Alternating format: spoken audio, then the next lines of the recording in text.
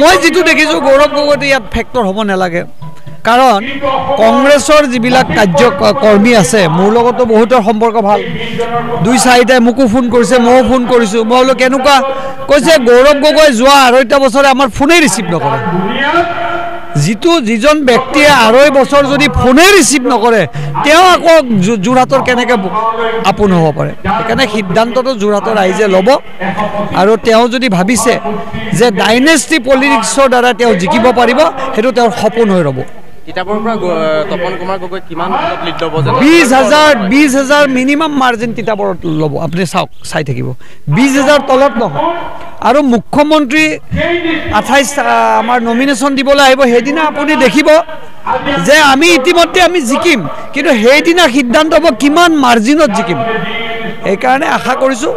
যে অসমৰ ৰাইজে উন্নয়নৰ স্বাৰ্থত চিন্তা কৰিছে 10 বছৰৰ যিখন কাৰ্ড মোদী ডাঙৰীয়াৰ সেই কাৰ্ডৰ এটা ফলাফল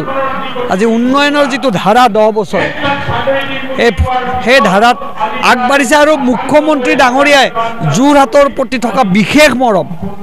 নিশ্চয় যোৰহাটবাসীয়ে ইয়াত আগ্ৰহেৰে আশা কৰি আছিল আৰু যোৰহাট ভৱিষ্যতে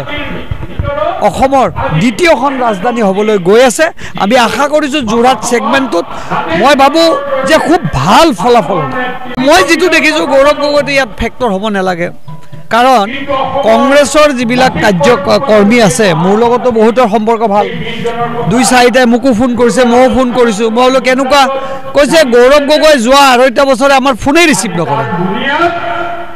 যিজন ব্যক্তিয়ে 2.5 বছৰ যদি ফোনেই ৰিচিভ নকৰে তেওঁ আকৌ যোৰহাটৰ কেনেকৈ আপোন হ'ব পাৰে সেইকাৰণে সিদ্ধান্তটো যোৰহাটৰ ৰাইজে ল'ব আৰু তেওঁ যদি ভাবিছে যে ডাইনেষ্টি পলিটিক্সৰ দ্বাৰা তেওঁ জিকিব পাৰিব সেইটো তেওঁৰ সপোন হৈ ৰ'ব কিতাপৰ পৰা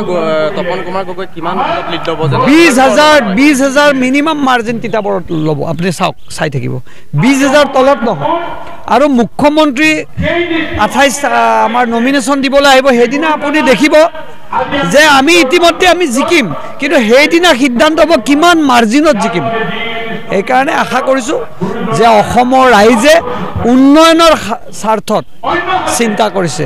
10 বছৰৰ যিখন কাৰ্ড মোদী ডাঙৰীয়াৰ সেই কাৰ্ডৰ এটা ফলাফল আজি উন্নয়নৰ যিটো ধাৰা 10 বছৰ সেই ধাৰাত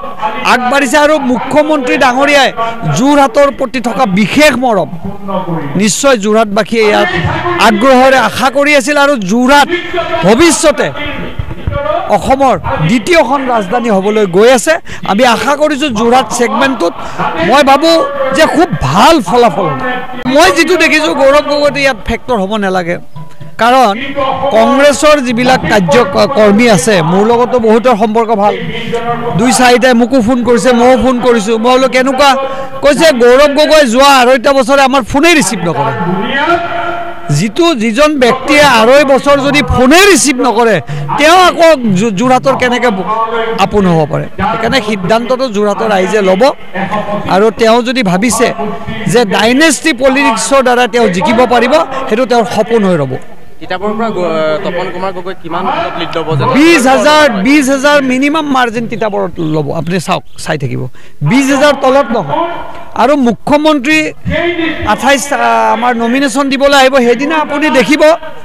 যে আমি ইতিমধ্যে আমি জিকিম কিন্তু সেইদিনা সিদ্ধান্ত হ'ব কিমান মাৰ্জিনত জিকিম এইকাৰণে আশা কৰিছোঁ যে অসমৰ ৰাইজে উন্নয়নৰ স্বাৰ্থত চিন্তা কৰিছে 10 বছৰৰ যিখন কাৰ্ড মোদী ডাঙৰীয়াৰ সেই কাৰ্ডৰ এটা ফলাফল আজি উন্নয়নৰ যিটো ধাৰা 10 বছৰ সেই ধাৰাত